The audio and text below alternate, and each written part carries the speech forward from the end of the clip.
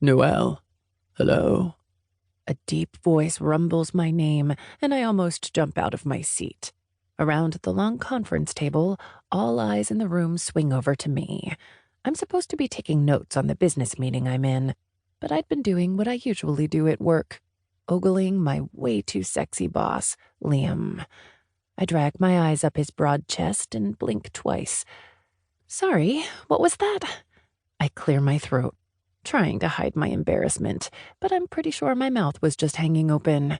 I was having a particularly vivid fantasy about him taking me into his office, pushing me up against the wall, and ripping my dress off while he whispered filthy endearments in that British accent of his.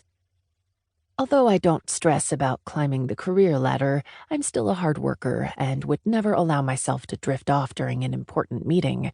But at any other job, my boss wouldn't be 6'2" with thick dark hair, piercing green eyes, and a British accent that makes my knees weak. He's basically the definition of man candy, and I'm dying to try a piece, or 10. Do you have those files I asked you to make copies of? Liam asks sternly, giving me a look like we're going to have a long discussion about my negligence later.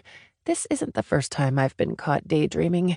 In fact, it's something I do way too much of whenever he's within a 500-foot radius. I nod and rise to my feet to begin passing out the files to each member of his executive team, hoping I'm not blushing as much as I think I am. I know Liam isn't going to be happy about this, but if he wants me to focus, maybe he shouldn't sit across from me looking like he was just named Sexiest Man Alive by People magazine. Plus, today he's wearing that cologne I love, the one that makes me have a mini orgasm every time he comes anywhere near me. Not that he needs cologne to turn me on. His sculpted chest and trim waist, accentuated by those designer power suits he wears every day, does the trick all on its own. I started working as the assistant to Liam Bennett, the CEO of Griffin Real Estate Investments, a few months ago.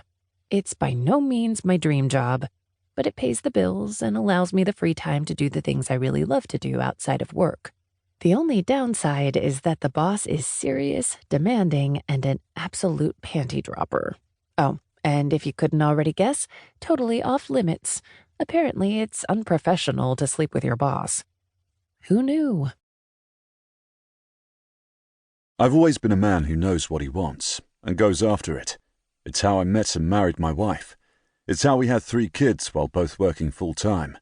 And it's how I worked my way up the corporate ladder and became the youngest CEO in the history of Griffin Real Estate Investments at the age of 35.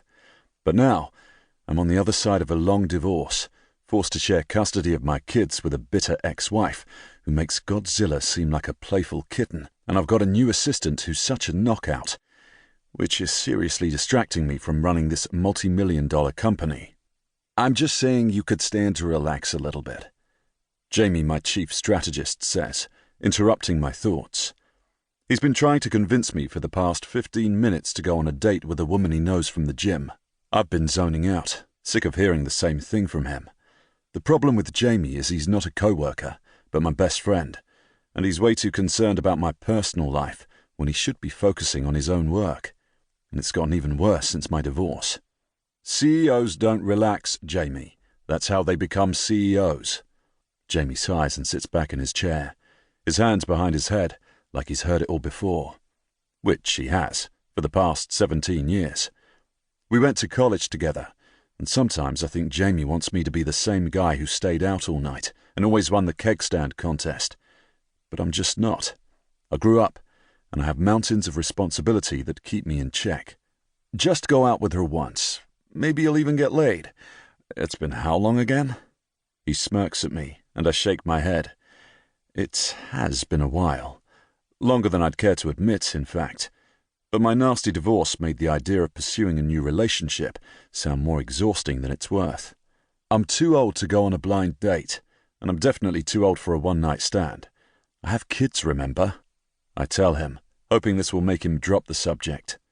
I specifically haven't told him about what I saw on Noelle's phone yesterday, or about my very inconvenient attraction to her, partly because I don't want to give him any ammunition to encourage me to pursue my assistant.